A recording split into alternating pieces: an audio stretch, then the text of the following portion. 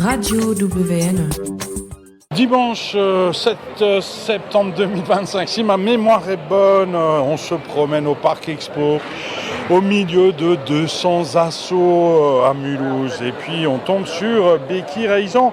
Mais qu'est-ce que tu fais ici et quel est le projet de fou que tu prépares ? Qu'est-ce que je fais ici ? Je suis là un petit peu pour le travail, pour l'asso dans laquelle je travaille. Et par ailleurs, par les contacts, etc., c'est parler de mon dernier né, mon livre, issu de mon voyage à Istanbul, à vélo. Donc ça s'appelle « Méfie-toi de tes rêves, car parfois ils se réalisent ». Moi c'est Yves, je suis trésorier de la Queerstube. Donc la Queerstube, ça a été créé en mai 2025. C'est un centre LGBTQIA+, pas que pour Mulhouse, mais pour tout le Haut-Rhin. Il y en a un principe dans chaque département. L'impulsion vient un peu de l'État pour la lutte contre la discrimination, l'homophobie. Donc le but, c'est un peu d'avoir un lieu pour se retrouver, d'organiser des soirées. On va faire des conférences, on a une médiathèque. On va faire de la prévention, tout ce qui est lutte anti-drogue aussi, parce qu'il y a ça aussi chez les homosexuels dans la communauté. Aussi offrir un soutien psychologique aux personnes gays, bi, trans qui en ont besoin. La Queerstube a son local à Dornach, au 124 rue Château de Sumrein. Elle est ouverte à toutes les personnes qui sont intéressées à venir passer, boire un café, nous rencontrer, échanger, discuter. Je m'appelle Antoine et je fais partie de la troupe des impropulseurs. Alors vous avez la Kevin, nous avons un Kevin dans l'association qui peut en parler bien mieux que moi. Ah oui, mais le but du jeu, c'est d'improviser pour aborder les gens. Oui, exactement. Et puis comme ça permet de discuter avec à peu près n'importe qui est ici. Voilà, donc on casse cette barrière-là, pouf. Et puis voilà, c'est toujours sympathique. Il le fait bien, hein. Tom Rider. Mais c'est ça, il y a forcément le beauty privilege, hein, forcément, tu vois, tout de suite. T'es jolie, les gens, ils acceptent, ils parlent. Moi je n'ai pas direct. dit ça, mais c'est vrai que vous êtes jolie. Ah ben voilà. Mais il attendait que ça. Partez pas sans me dire au revoir. Hein. Ok, merci beaucoup. Notre objectif, c'est de faire vivre le théâtre vivant et donc de proposer des spectacles d'improvisation sur Mulhouse et autour de Mulhouse. Moi, je me nomme Irène Pinault.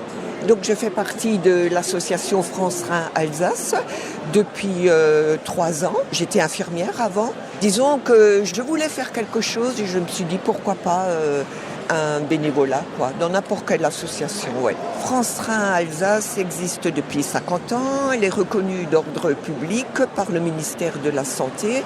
Elle a pour but surtout d'informer, de prévenir. On s'occupe aussi des fois des enfants. Par exemple, s'il y a des enfants qui ne peuvent pas partir en vacances, l'association permet de trouver une ville, par exemple dans le sud, qui fait des dialyses. Donc on peut préparer des vacances comme ça pour les jeunes. Alors je fais partie de l'association Femmes Modernes Prévention et on se trouve sur Mulhouse. Et on fait plutôt en fait de la sensibilisation et de l'information sur les violences faites à l'égard des femmes. Parce que c'est vrai qu'il y a beaucoup d'associations qui parlent de violences avérées. Et nous, on est plus là pour vraiment sensibiliser, informer et prévenir contre les violences faites à l'égard des femmes, c'est-à-dire comment en fait détecter les violences, comment en fait on peut agir par rapport à ça. On parle vraiment des violences qui peuvent se trouver partout, comme tu as pu le dire, au niveau des couples, avec des petites amies, petits copains, au lycée et autres, mais c'est vrai que là pour l'instant on est plus en fait spécifique sur les violences qu'on retrouve autour de nous et pas pour l'instant spécifiquement à l'extérieur dans la rue. Est-ce que tu peux nous parler brièvement des red flags qu'une femme elle peut détecter, prévenir que son couple, son partenaire, il peut être vraiment très violent. Ouais. Je trouve ça très intéressant cette question. Oui, effectivement, alors les red flags qu'ils peuvent avoir, déjà c'est premièrement les insultes. On peut dire que c'est banal, c'est-à-dire les insultes qu'on peut avoir et dire que ah oui mais non mais c'est une blague. Les rabaissements, le fait qu'on s'habille et il te dit ah oui mais là t'es habillée comme une des insultes très très mal. Et il y a également aussi le fait d'être toujours renfermé, de ne pas en fait vouloir sortir, que la personne elle soit toujours présente avec nous. C'est vraiment des petites choses comme ça, des red flags qui peuvent nous interpeller en disant aussi que nous, en tant que femmes, on ne veut pas communiquer. On a honte en fait de dire ça en disant que oui, mais j'ai honte de dire que je me fais violenter par mon conjoint ou par mon petit ami. Ça peut être des red flags en fait importants qui nous disent que il y a quelque chose en fait qui ne va pas dans ma relation. Nous, on est très actifs en fait sur les réseaux sociaux. On a un compte Instagram Du coup, là, je veux citer, si vous voulez vous abonner ou nous envoyer des messages, nous sommes disponibles 24 heures sur 24. On est très réactifs aussi. Du coup, là, je vais dire le nom de notre compte Instagram. Du coup, c'est FM Prévention-8 Violence. Voilà un peu. Et le numéro de téléphone si jamais ? Le numéro de téléphone 07 82 56 53 03. Bonjour, alors je m'appelle Leslie, j'ai 17 ans et je joue au basket club des Panthères de Mulhouse. Moi c'est Jeanne, j'ai 14 ans, bientôt 15 en novembre et je viens d'arriver dans ce club. Avant j'étais à Erfurt et maintenant je viens au basket club de Mulhouse. Alors donc c'est un club qui commence à la catégorie U7, donc c'est les petites à partir de 5 ans jusqu'à seniors, donc les adultes, et voilà, c'est un club 100% féminin. Et qu'est-ce que vous dites aux jeunes qui sont à votre âge ? Je pense qu'il ne faut pas avoir peur, il faut foncer et suivre ses rêves parce que des fois on a envie de faire des choses et on a peur, etc. Mais il faut les faire et si on veut vraiment quelque chose, on y travaille et on arrive toujours à réussir. Je suis Yasmine Fassassi, assistante développement local pour l'application Soliguide pour l'association Solinum. En fait, on a le projet Soliguide. Donc ça, c'est une application et un site internet où on va référencer toutes les associations, les structures qui peuvent venir en aide aux personnes en situation de précarité. Là, pour l'instant, on est à 37 000 lieux qui sont référencés en tout sur l'application. Donc c'est quand même pas mal. Comment on peut vous rejoindre si jamais on est une association et il est très intéressé de nous inscrire dans votre application ? Pour les associations, généralement, on peut nous joindre par mail. L'adresse alsace@solinum, donc solinum.org.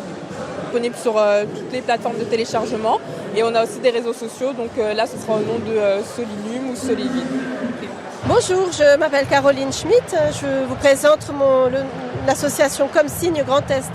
Alors, nous proposons des cours en langue des signes française pour apprendre aux personnes entendantes qui veulent pouvoir communiquer avec les personnes sourdes. Le plus gros de notre activité, ce sont les cours en langue des signes, donc avec des professeurs sourds et diplômés pour enseigner la langue des signes pour les entendants.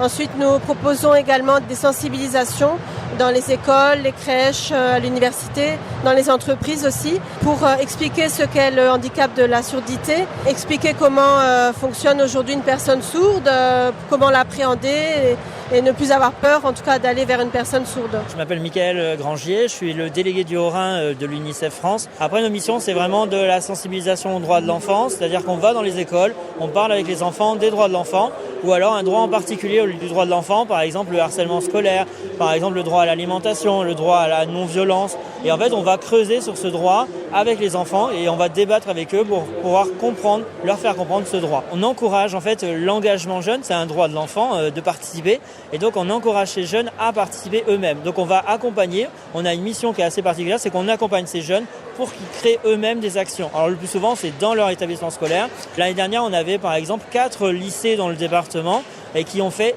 d'énormes actions, dont des collectes de fonds, dont des débats sur les enfants soldats. Et en fait, on engage ces jeunes eux-mêmes à créer des actions, on les accompagne, on ne va pas faire à leur place. Le but, c'est qu'ils fassent eux-mêmes des actions dans leur établissement scolaire. Et qu'est-ce que tu dis aux parents pour les encourager vraiment à inciter leurs enfants à faire du bénévolat ou à s'inscrire dans les activités de l'UNICEF ?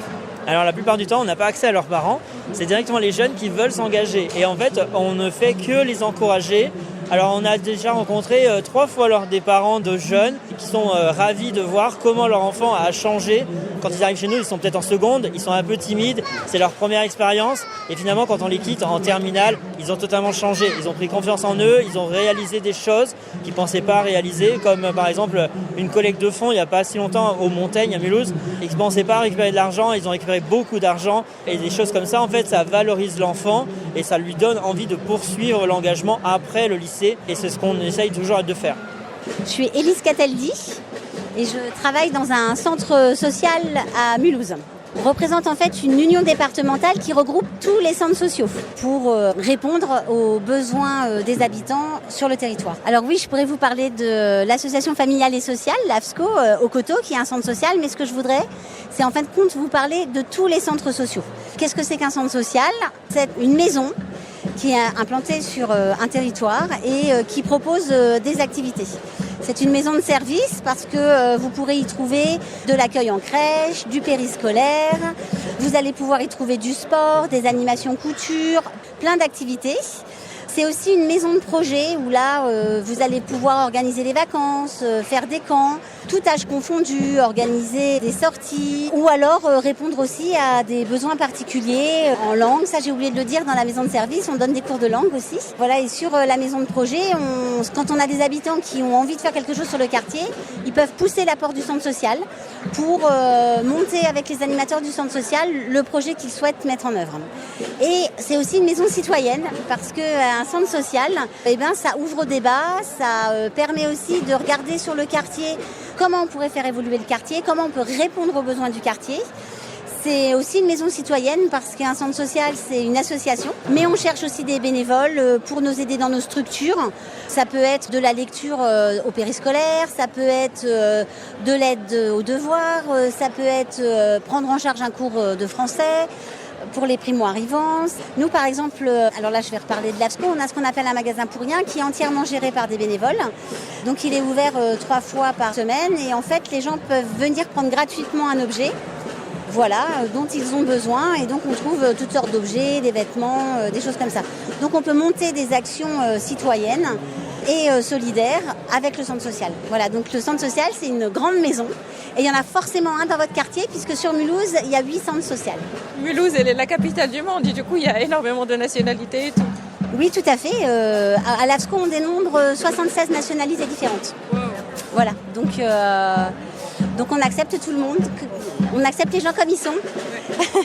Est-ce que ça vous dit de faire une croisière à partir de Mulhouse ? Eh bien oui, ça existe. Et là, j'ai avec moi. Oui, bonjour, Anne Missner.